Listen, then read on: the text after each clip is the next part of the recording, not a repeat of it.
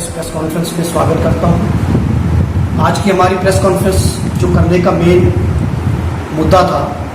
कि कल ही UT administration की तरफ से जो जम्मू कश्मीर की यूटी एडमिनिस्ट्रेशन है उन्होंने एक नोटिफिकेशन जारी किया और उस नोटिफिकेशन में ये मेंशन किया गया कि जो पहाड़ी स्पीकिंग पीपल हैं उनको कैटेगरी दी गई थी रिजर्वेशन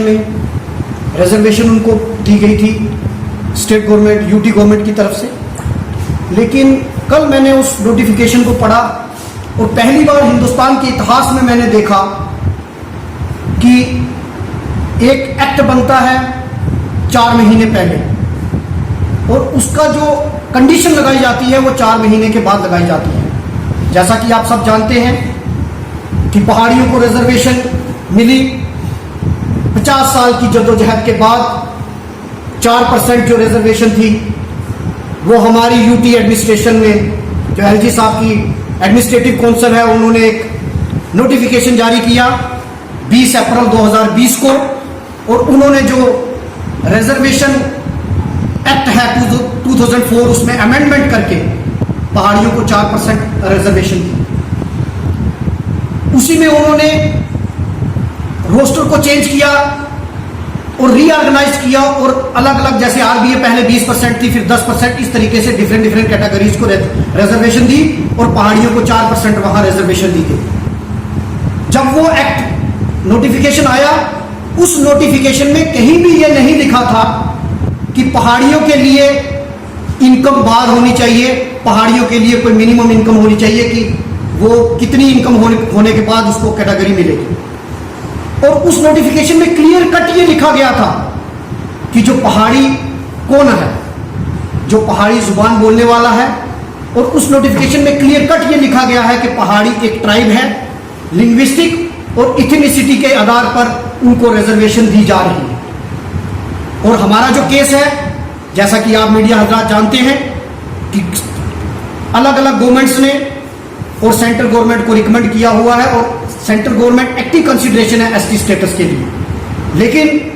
जब तक कि एसटी स्टेटस पहाड़ियों को मिलता, एक गवर्नमेंट जम्मू कश्मीर की गवर्नमेंट ने उनको 4% रिजर्वेशन दी थी। मैं आपके नोटिस में ये बताना चाहूंगा कि उस एक्ट में कहीं भी इनकम स्लैब नहीं था कि 8 लाख की इनकम जिसकी होगी 8 लाख से नीचे वालों को ही ये इस रिजर्वेशन का बेनिफिट मिलेगा। उसमें क्लियर कट लिखा गया था कि पहाड़ी जो है, जो लिंग्विस्टिक जो पहाड़ी बोलता है, जिसकी मदर टंग पहाड़ी है और पहाड़ी ट्राइब से जो ताल्लुक रखता है उसको इस रिजर्वेशन का बेनिफिट मिलेगा।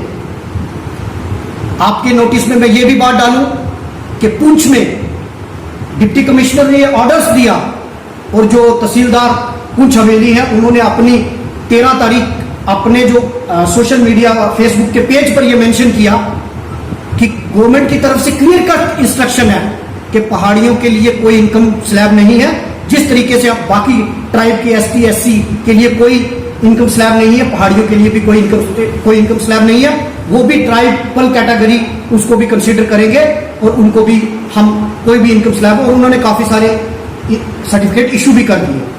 लेकिन पहली बार मैं देख रहा हूं कि हमारी यूटी एडमिनिस्ट्रेशन उन्होंने कल एक नोटिफिकेशन जारी करके ये मेंशन कर दिया कि हमारा 8 लाख की जिसकम इनकम है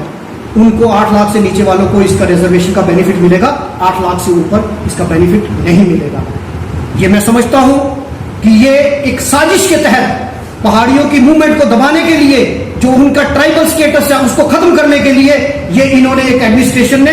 एक साजिश की है। और साजिश के तहत पहली बार मैं देख रहा हूं, अगर आपको इनकम स्लैब डालना था तो आप उसी ऑर्डर में जो आपने एक्ट बनाया था उसी एक्ट में आप मेंशन कर देते कि इसका है, ताकि हम तब आज 4 महीने के बाद ये तो एक मजाक बना दिया। जब से हमारी यहाँ यूटी बनी है एक मजाक बन रहा है। पहले डोमिसाइल लाया जाता है, 2 दिन के बाद उसको चेंज कर दिया जाता है। क्या लगता है इसमें कुछ पॉलिटिकल इंटरफेरेंस हो सकती है जिसके तहत ये सब कुछ हो रहा है? देखिए, ये पॉलिटिकल इंटरफेरेंस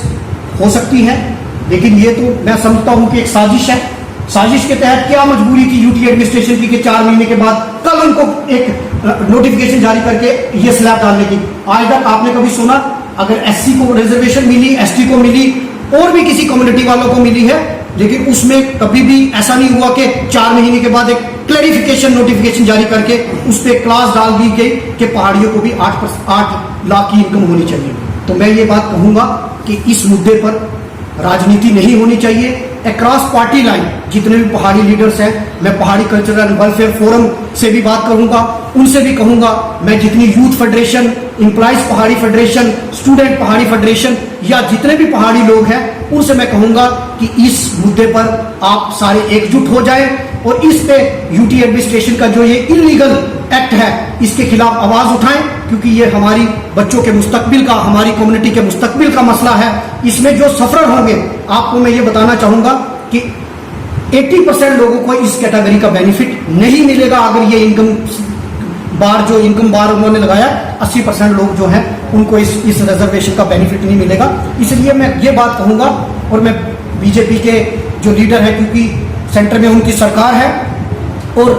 उनसे मैं कहूंगा और उनसे मैं ये बात कहूंगा कि आपकी सेंटर में सरकार है और जो एलजी हैं वो भी होम मिनिस्ट्री के अंडर आते हैं। रविंद्र रैना जी से, विबोध गुप्ता जी से, कुलदीप राज गुप्ता जी से या बाकी जितने भी दीगर हजरात हैं, क्योंकि वो भी पहाड़ी कम्युनिटी से तल्लक रखते हैं, उनको भी इस मुद्दे को रेज करना चाहिए केंद्र सरकार के सामने, और उनको बताना चाहिए कि ये जो एक्ट है, ये जो नोटिफिकेशन आया, ये इलीगल नोटिफिकेशन है, इसके खिलाफ आवाज उठानी चाहिए। और मैं आज इस प्रेस कॉन्फ्रेंस के माध्यम से एक बार फिर अपने पहाड़ी कम्युनिटी के लोगों से अपील करता हूं कि वो इस मुद्दे पर इकट्ठे हो जाएं। अभी हम आज प्रेस कॉन्फ्रेंस की है, इसके बाद हम एलजी साहब को मिलकर मेमोरेंडम भी देंगे, और आने वाले दिनों में अगर उस क्लास को वापस नहीं लिया गया तो हम सारे लोग जो हैं इस पे एहतजाज भी करेंगे, प्रोटेस्ट भी करेंगे। मैं आपसे भी रिक्वेस्ट करूंगा कि इस इश्यूज को आप ज्यादा से ज्यादा इस इश्यूज को टेकअप करके लोगों तक इस इश्यूज को अवेयरनेस पहुंचाने का काम